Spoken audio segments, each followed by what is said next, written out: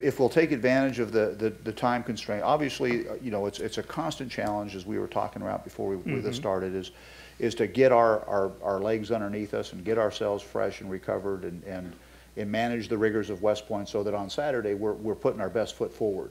We are not good enough, we're not athletic enough, we're not physically mature enough to spot our opponent any of those advantages. We've got to find ourselves to the edge. We've got to prepare ourselves during the week. If that's easier to do here at home than it is on the road, frankly, I don't know that is the difference. The difference are the choices we make individually and collectively through the week while dealing with the rigors of West Point, so that we have a chance to be competitive. If we care enough about winning, we'll do that, and if we do, we'll have a chance.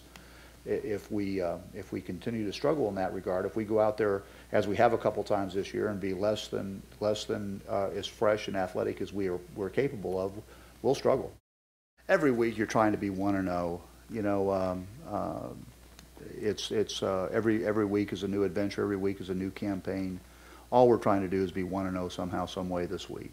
And so in that regard, yeah, we're going to treat the week differently than we treated last week or this week, because every week's got a different challenge associated with it. Getting our feelings hurt, if you want, that's a different critter to deal with, I guess, than having a great win the week before. But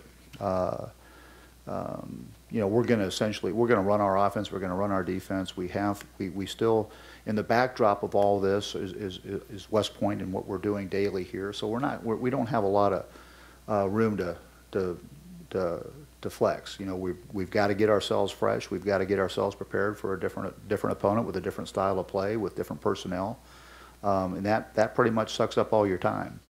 He's playing well.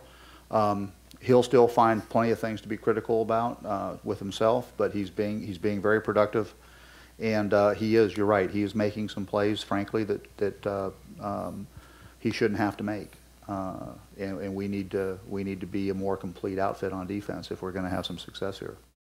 Well, he's doing fine, but yeah, obviously we won't have him back, and that's tragic. But as I say, the worst part of the game. The good news is it's a kind of injury that he can expect to have a full and complete recovery from.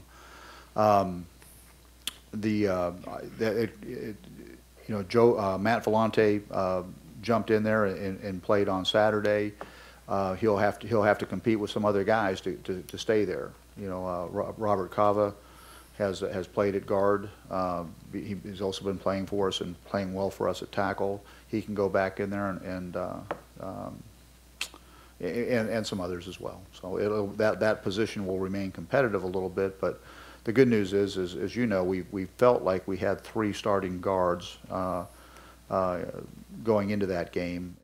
They'll adjust their package very aggressively to try to adapt to you know who they're facing.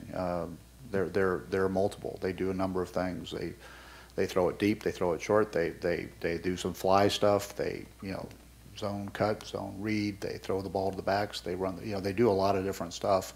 And they won't try to do everything in any given game, but they have a lot of resources to draw from in terms of system, and they've got, as you say, some veteran players who've done it all before.